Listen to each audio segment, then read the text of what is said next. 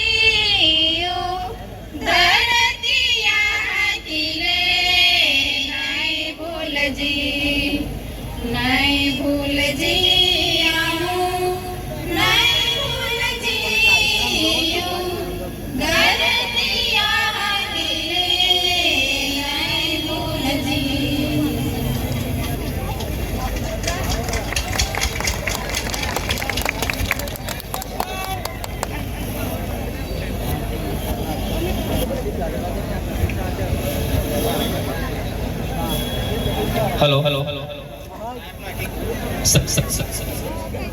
धरतीवा विक्रम यहाँ मोगी माता आपण सर्वने आ रेलीना अंत सुधी साचवी राखे। આપણને એમણે આશીર્વાદ આપ્યા છે। ઈશ્વરભાઈએ આપણા માટે ખૂબ સરસ પ્રાર્થના કરી છે। આપણો કાર્યક્રમ સત્વરે સારી રીતે પૂર્ણ થાય એ આશા સાથે વિશ્વ આદિવાસી દિવસ ના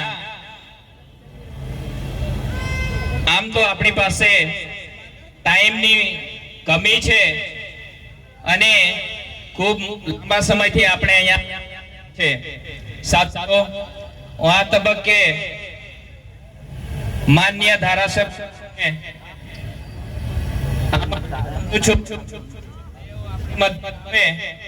અને ની વાત મુકશે માન્ય ધારાસભ્ય શ્રી ચૈતરભાઈ વસાવા।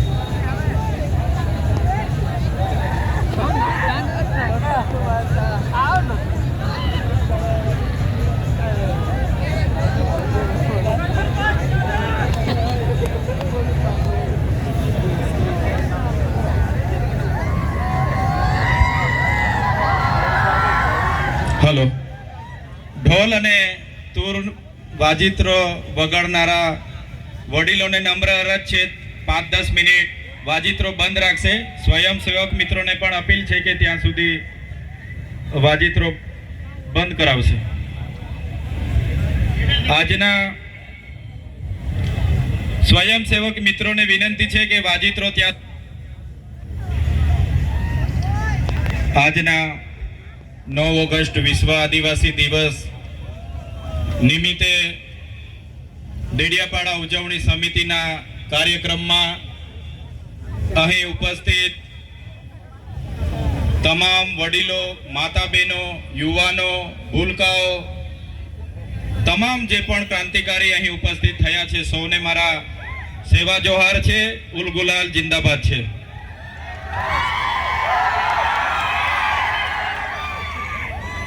જે સમિતિએ 9 ઓગસ્ટ વિશ્વ આદિવાસી દિવસની ડેડિયાપાડા ખાતે આયોજન કર્યું, અમને આમંત્રણ આપી ઘણા લોકો અહીંયા બોલે એવા છે, છતાંય સાથી આગેવાનોએ પણ મને બોલવાનો જે તક આપ્યો છે અને મને જે સન્માન આપ્યું છે એ બદલ સૌપ્રથમ બધા માટે એમના ચરણોમાં હું નમન કરું છું, સૌને હું પ્રણામ કરું છું.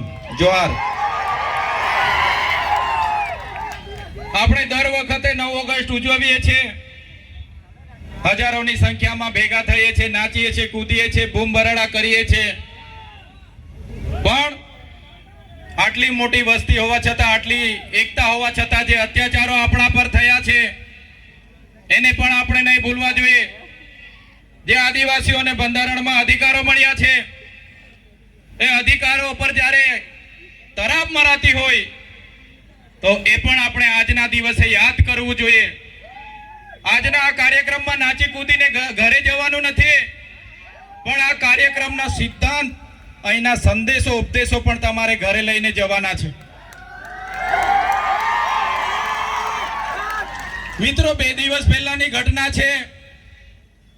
કેવડિયા ખાતે 2 યુવાનોને, જયેશભાઈ સાનાભાઈ તડવી, સંજયભાઈ ગજેન્દ્રભાઈ તડવી, ઢોરમાર મારવામાં આવે છે.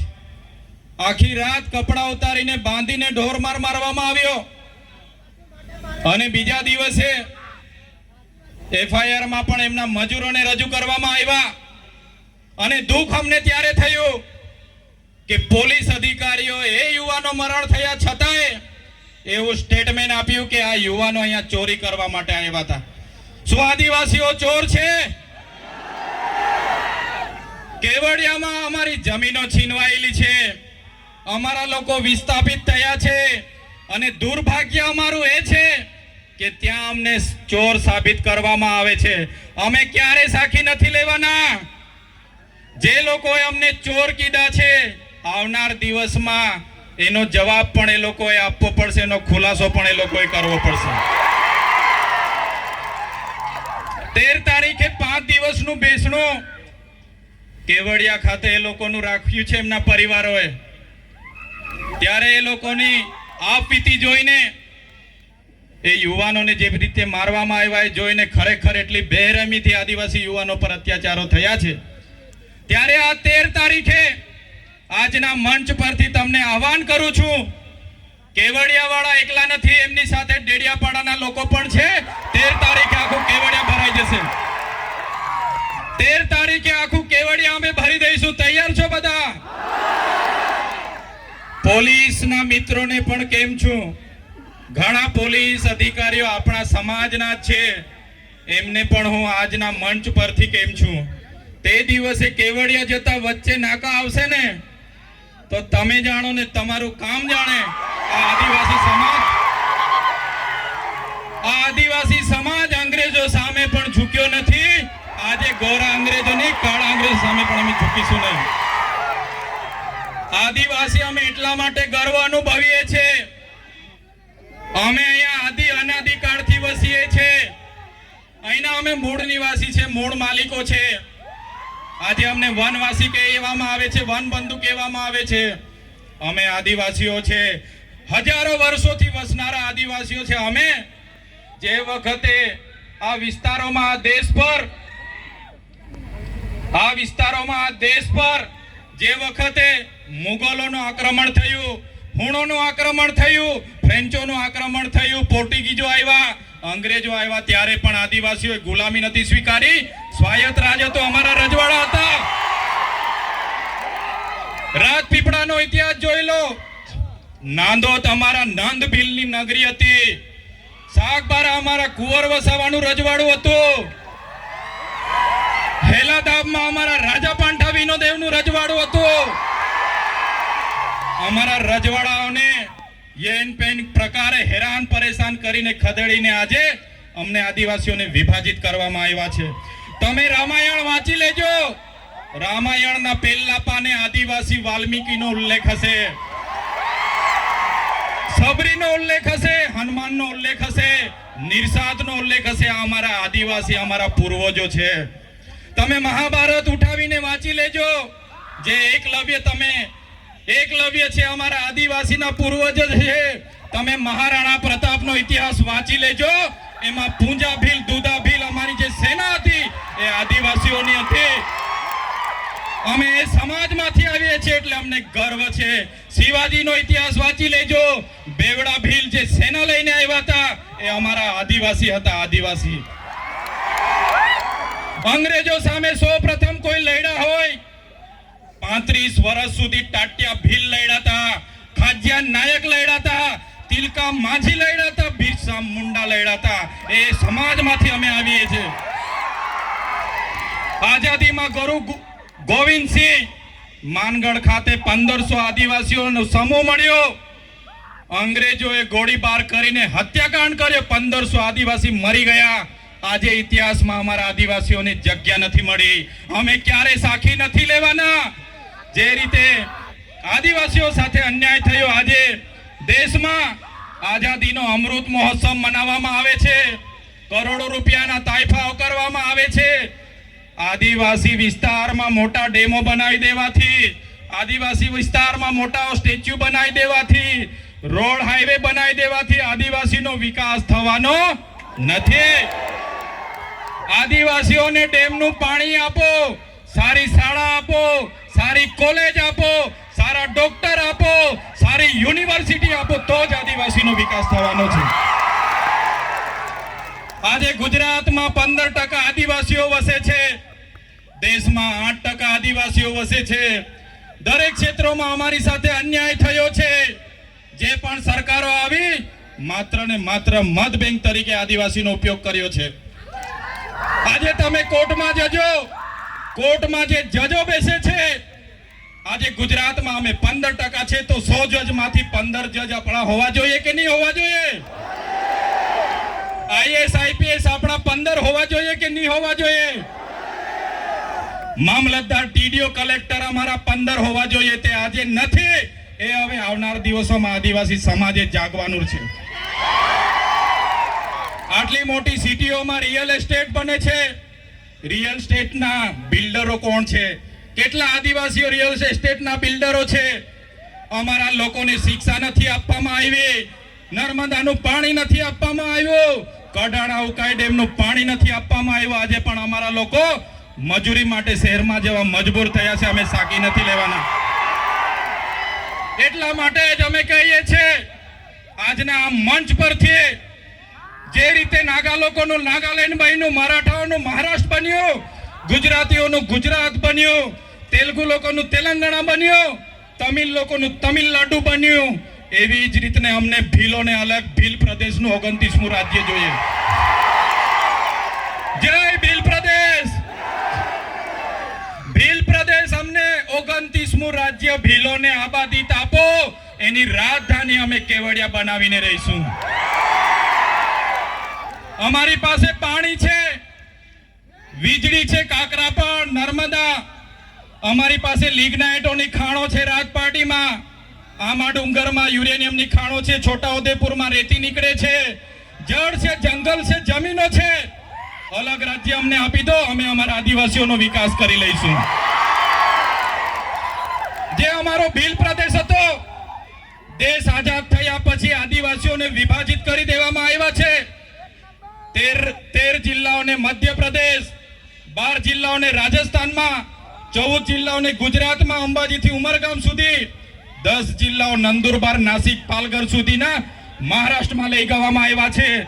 આજે પણ અમારો મહારાષ્ટ્ર, મધ્યપ્રદેશ અને રાજસ્થાન સાથે અમારી સંસ્કૃતિ સાથે છે, પરંપરા હરકી છે, રીત ભાષા હરકી છે. આજે પણ અમારો રોટી બેટીનો વ્યવહાર છે. આજે પણ અમે એમની સાથે સાથે રહીએ છીએ. આજે અમને ભીલ પ્રદેશની માંગ કરીએ છીએ. આજે તમે જોઈ લો, આ ભીલ પ્રદેશનું વિભાજન કરવામાં આવ્યું. આજે મધ્યપ્રદેશની કુલ વસ્તીના 21% મધ્યપ્રદેશમાં આદિવાસી વિસ્તારમાં છે, રાજસ્થાનમાં 13% છે, ગુજરાતમાં અંબાજીથી ઉમરગામ સુધી 15% આદિવાસીઓ છે, મહારાષ્ટ્રમાં 9.48% આદિવાસીઓ. ટોટલ 3.5 કરોડની વસ્તી થાય છે. અમને અલગ ભીલ પ્રદેશ આપો, અમે અલગ અમારા લોકોનો વિકાસ કરીશું. બંધારણમાં જોગવાઈ છે, આર્ટિકલ 3 તમે વાંચી લેજો. જે રીતના મહારાષ્ટ્રમાંથી ગુજરાત રાજ્ય બન્યું, આજે દેશ અને ગુજરાતનો વિકાસ થયો, પણ આદિવાસીઓનો વિકાસ નથી થયો. એટલા માટે અમે કહીએ છીએ કે અમેરિકામાં આપણા જેટલી વસ્તી નથી, છતાં પણ 50 રાજ્યો છે, જ્યારે ભારતમાં 28 જ રાજ્ય છે. તો 29મું રાજ્ય બનવું જોઈએ કે નહીં બનવું જોઈએ? બનવું જોઈએ. એની રાજધાની કેવડિયા હશે. આખું મંત્રીમંડળ અને મુખ્યમંત્રી, અહીંનું આખું અધિકારી ગણ, અહીંનું પોલીસ તંત્ર તમામમાં આદિવાસી હશે, તો જ અમારા આદિવાસીઓનો વિકાસ થશે. એટલા માટે જેટલા પણ અન્યાય અત્યાચાર થયા છે, ડેડિયાપાડા વાળાને એવું લાગશે, ઝઘડિયા વાળા શાકબારા વાળાને લાગશે, કેવડિયા વાળાને મારી નાખે, આપણે શું? પણ નહીં. આજે કેવડિયા વાળાનો વારો છે, કાલે માલસામોટ વાળા પણ તૈયાર રહેજો માર ખાવા માટે. એના પછી 2 મોગરા વાળા તૈયાર રહેજો, બધાનો વારા પરથી વારો આવવાનો છે. એકલ દોકલ બધાનું કામ લેશે આ લોકો. એટલા માટે કેમ છું, કેવડિયા એકલું નથી, આપણે બધાએ 13 તારીખે કેવડિયા જઈને આપણી એકતા બતાવવાની છે. એમાં કોઈએ પાછી પાની કરવાની નથી. વિકાસની વાતો થાય છે અને આદિવાસીઓ સાથે અન્યાય થયા છે, ત્યારે અમે ક્યારે સાખી નથી લેવાના. આજે તમને એટલા માટે અમારે કહેવું પડે છે કે આપણા સમાજના લોકો પાર્ટી પક્ષમાં છૂટા છવાયા થઈ ગયેલા છે, અલગ અલગ સંગઠનોમાં, અલગ અલગ ધર્મ સંપ્રદાયોમાં, પણ કોઈ બી પાર્ટીમાં હોય, સમાજની વાત આવે ત્યારે આપણા બધા લોકોએ ભેગા થવું જોઈએ. આજે ભેગા નથી થતા, એ બડી દુઃખની વાત છે. દુઃખની વાત છે, આપણે ભેગા નથી થતા. અમે આ જાહેર મંચ પરથી કહીએ છીએ, જે દિવસે આદિવાસીઓના અવાજ બનતા અમારી પાર્ટી અમને રોકશે, એ દિવસે સૌથી પહેલા પાર્ટીના પાટિયા ઉતારીને અમે મૂકી દઈશું. અમારો સમાજ પહેલા, પછી પાર્ટીનો અમે વિચારીશું. આવનાર દિવસોમાં જ્યાં પણ આદિવાસી સાથે અન્યાય થશે, એ મહારાષ્ટ્ર હશે કે મધ્યપ્રદેશ હશે, આ આદિવાસી સમાજ માટે અમે લડી લઈશું. અને અમે એ જ ઉપદેશ આપણે આપીએ છીએ. આજે એસસી અને એસટી કોટામાં 7 જજોની ન્યાયપીઠે જે ચુકાદો આપ્યો છે, મિત્રો, આવનાર દિવસોમાં આપણા શિક્ષણની અનામત, આપણી નોકરીની અનામત, આપણી રાજકીય અનામત ખતમ થઈ જવાની છે. યાદ રાખજો, જે જજોએ જજમેન્ટ આપ્યું છે એ ખૂબ ગંભીર બાબત છે. મિત્રો, તમે જાણ્યું હશે, આ વિસ્તારોમાં નકલી કચેરીઓ પકડાય, નકલી અધિકારીઓ પકડાય, નકલી ઘી પકડાય, નકલી ટોલ નાકા પકડાય. પણ હું તો તમને કેમ છું કે નકલી આદિવાસી ધારાસભ્ય પણ આ ગુજરાતમાં છે, આપણા એસટી સર્ટિફિકેટ બનીને ધારાસભ્ય બનેલા છે. નકલી આદિવાસી ધારાસભ્ય પણ ખોટા સર્ટીના આધારે આજે બન્યા છે, ત્યારે આપણે બધાએ લડવું પડશે. એટલા માટે જ વધારે સમય નથી લેતા. અહીંયા આવીને નાચી કૂદીને છૂટા પડવાની વાત છોડો. આપણા બાળકોને ભણાવો, આપણા લોકોને સિંચાઈનું પાણી મળે, સારી સુવિધા મળે, એ માટે લડો. આદિવાસીએ કોઈ પાસે શિક્ષા નથી છીનવી, આદિવાસીઓએ આજ દિન સુધી કોઈની નોકરી નથી છીનવી, આદિવાસીઓએ આજ દિન સુધી કોઈની જમીનો નથી છીનવી. તો આપણું છીનવાય છે ત્યારે તમે કેમ ચૂપ બેસો છો? આદિવાસીઓનું છીનવાય ત્યારે આખો સમાજ ચૂપ બેસે છે, ત્યારે દુઃખ થાય છે. એટલા માટે જ કોઈ પણ પક્ષ પાર્ટીમાં જે પણ નેતાઓ હોય, વડીલો હોય, યુવાનો હોય, બધા જ લોકોને આજે હું આહ્વાન કરું છું, પક્ષ પાર્ટી ચૂંટણી આવશે ત્યારે આપણે દેખાઈ જશે, પણ જ્યારે સમાજની વાત આવશે, જ્યારે કેવડિયાની વાત આવશે, બધાએ નીકળી પડવું પડશે, તો જ આ લોકોને આપણી એકતા બતાવી શકીશું. એટલે સમય ઘણો થયો છે, વધારે વિશેષ નથી કહેતા, પણ અમે વિધાનસભામાં તમે બધાએ મોકલેલા છે. વિધાનસભામાં જઈને અમે બધું જોયું, જાણ્યું, અને આપણા સમાજ સાથે જ્યારે પણ કંઈ થાય છે, મા બહેનો રાતે ફોન કરે, સવારે ફોન કરે અને કહે છે કે અમારી સાથે આપવીતી થઈ છે, ત્યારે મને દુઃખ થાય છે કે આટલી બધી યુવા શક્તિ છે. આદિવાસી યુવાનો રાતે 11 વાગ્યાથી નાચશે, 5 વાગ્યા સુધી આદિવાસી યુવાન થાકશે નહીં. આદિવાસી યુવાન અહીંથી પગપાળા લઈને નીકળશે, 15 દિવસ પાવાગઢ ને ભાગવલ જશે, આદિવાસી યુવાન થાકવાનો નથી. પણ આદિવાસી યુવાનને હું વિનંતી કરું છું, તમારી જે શક્તિ છે, તમારો પાવર છે, એ નાચવા કૂદવામાં, પગપાળા જવામાં કે લડાઈ ઝઘડા અંદર કરવામાં નહીં વેફળશો. તમારી શક્તિનો ઉપયોગ આવનારા દિવસોમાં સમાજને ન્યાય આપવા માટે કરો. હું તમને વચન આપું છું, અમે આગેવાની લેવા માટે તૈયાર છે. અમને તમારો સાથ જોઈએ છે, તમારો સહકાર જોઈએ છે, સાથ જોઈએ છે. જે રીતના આપણા પૂર્વજોએ અંગ્રેજો સામે નમતું નથી ઝૂક્યું, એ આદિવાસી સમાજમાંથી અમે આવીએ છીએ. ટાટિયામાં બિરસા મુંડા, રાજા પાંઠાનું ખૂન અમારા શરીરમાં છે. અમે ક્યારે કોઈના બાપથી ડરવાના નથી. એટલા માટે આજે અમે કહીએ છીએ કે આદિવાસીનો ઇતિહાસ એ સિંધુ ઘાટીની સંસ્કૃતિ 10,000 વર્ષો પહેલા, 7-8 હજાર વર્ષો પહેલા જે સંસ્કૃતિ હતી એ આદિવાસી સંસ્કૃતિની સભ્યતા છે. વિશ્વની સૌથી જૂની સંસ્કૃતિ આદિવાસીઓની છે. આજે અમેરિકા, આફ્રિકા, બ્રાઝિલ, ઇન્ડોનેશિયા તમામ દેશોમાં આજે આદિવાસીઓ ધામધૂમથી 9 ઓગસ્ટ વિશ્વ આદિવાસી દિવસ ઉજવે છે. ત્યારે એક આદિવાસી સમાજના લીડર તરીકે, તમારા પ્રતિનિધિ તરીકે આજના કાર્યક્રમમાં તમને મેં સેવા જોહાર કરું છું. આવનાર દિવસોમાં ઉલ ગુલાલ જિંદાબાદ કરવું પડશે તો તમારે બધાએ સાથ સહકાર આપવું પડશે. મિત્રો, આજના કાર્યક્રમના મંચ પરથી કહેવા માંગુ છું, ઘણા વર્ષોથી લડેંગે જીતેંગે, મુર્દાબાદ જિંદાબાદ. હવે મુર્દાબાદ જિંદાબાદ કરવાનું થતું નથી. હવે કોઈ બાબતમાં આવેદન પત્ર આપવાના થતા નથી. લડેંગે જીતેંગે જિંદાબાદ મુર્દાબાદ કરવાનું થતું નથી. જ્યારે પણ આદિવાસીઓ સાથે અન્યાય થશે, અત્યાચાર થશે, આદિવાસીના હક અધિકાર માટે ખોચવી લેવા માટે હવે આપણે બધાએ તૈયાર થઈ જવું પડશે. ત્યારે આજના કાર્યક્રમમાં મને આમંત્રણ આપ્યું, મારું સન્માન કર્યું, મને બોલવા માટે ઘણા હજારો યુવાનો બોલી શકે એવા છે, છતાં મને તક આપી એ બદલ મેં તમારો ખૂબ ખૂબ આભાર માનું છું. અહીંયા ઉપસ્થિત આદિવાસી સમાજના તમામ સરપંચો, તમામ તાલુકા સભ્ય, જિલ્લા સભ્ય, પક્ષ પાર્ટીના જેટલા પણ આગેવાનો અહીંયા પધારેલા હોય, એ ભાજપના હોય, કોંગ્રેસના હોય, આપના હોય કે બાપના હોય કે બીડીપીના હોય, બધાને મારા જોહાર. જય આદિવાસી.